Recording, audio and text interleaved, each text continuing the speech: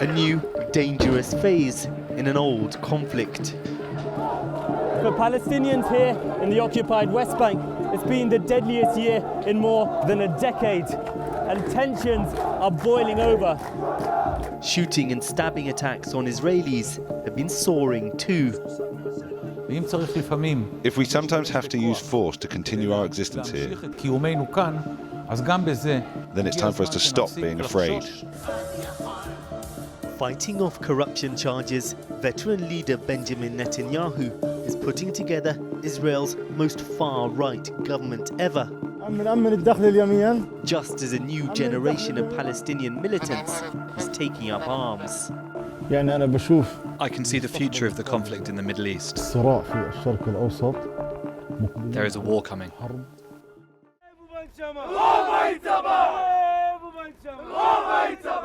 On a hilltop in the occupied West Bank, a farewell for a unit of Israeli soldiers. It's organised by American-born mother of five, Bashi. Just a simple thank you from us, women and children, to the simple soldiers. It's all smiles and sweets, but Bashi is part of a radical fringe movement, building new Jewish outposts on land internationally recognised as Palestinian. Hardliners like her helped bring the far right to power. What do you want to see them do? First of all, legalize any communities that aren't legalized yet. Like this one? Like this one and a lot more. Second of all, make sure that our roads and our homes are secure and that we feel safe in them, and build as much more homes as we can. What you're doing here, building homes here, it's colonialism, isn't it? It's our forefathers' country. This is our country, and anywhere you'll dig and you'll find Jewish homes. That's what you'll find here. For Bashi's Palestinian neighbours, the land has been stolen. I can't come to your home and take half your home. Just as we're filming with Abu Rami, his phone rings. Follow me. What happened? They sprayed me with gas, he says.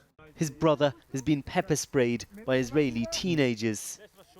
They did it for no reason. They do it every day. After we leave the area, the settlers return to attack their Palestinian neighbours. Abu Rami sent us these videos. Violence like this is becoming increasingly common. Extreme settlers emboldened, their views now part of mainstream politics.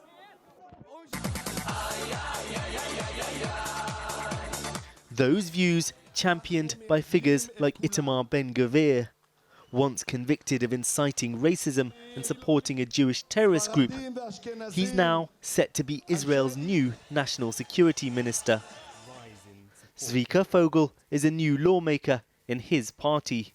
You talk a lot about security, but consistently there's more Palestinians who are killed in this conflict than Israelis. It's the Palestinians who need better security, if anything, isn't it? Anyone who wants to harm me, I will harm him back.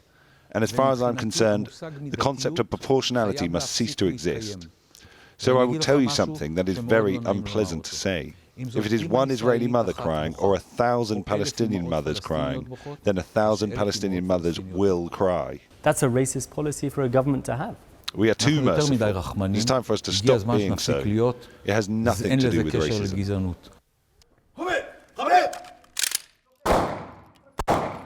At an Israeli shooting academy, civilians learn how to respond if there's a terrorist attack. Support for the far right is ideological for some. For others, it's a response to growing insecurity. 31 Israelis have been killed this year, the highest number in more than a decade. With a gun, I feel complete self-confidence that I can go in the house, outside the house, and protect myself, protect my family, protect the citizens of Israel and the state of Israel.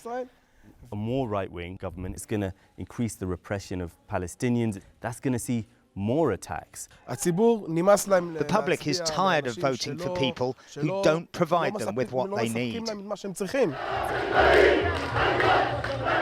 But it's the blood of young Palestinian men that's most commonly shed. Near the West Bank city of Hebron, grief and frustration. This, the funeral of a father of 3, shot during a confrontation with the Israeli army. After the funeral, stones met with tear gas and at times live fire. These mismatched clashes now re-emerging as a regular ritual. More than 150 Palestinians have been killed here this year. Some were carrying out attacks, but many others were throwing stones or simply bystanders. Israeli far-right politicians want to see soldiers take an even harsher approach.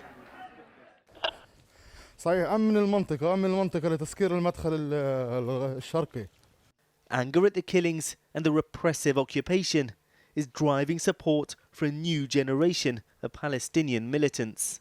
We're on patrol with around a dozen Palestinian fighters from different armed factions that have united here in Jenin refugee camp. They're the ones that control the streets here. They're well armed.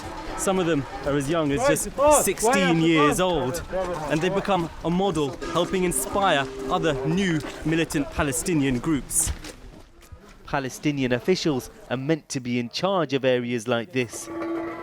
But many now see them as too soft on the Israelis, who retain overall control.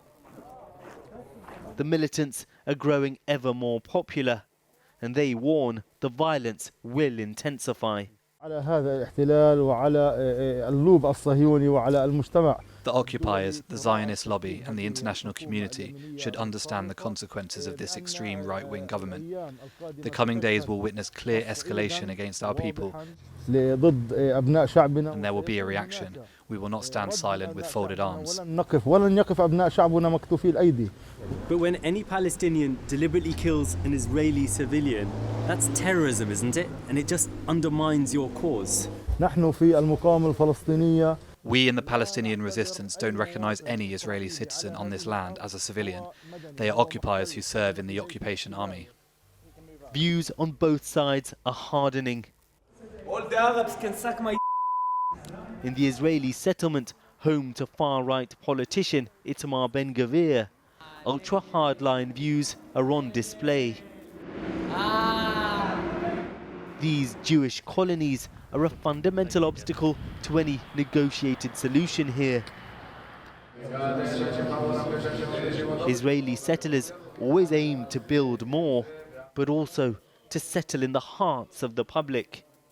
Now they've settled in the heart of government.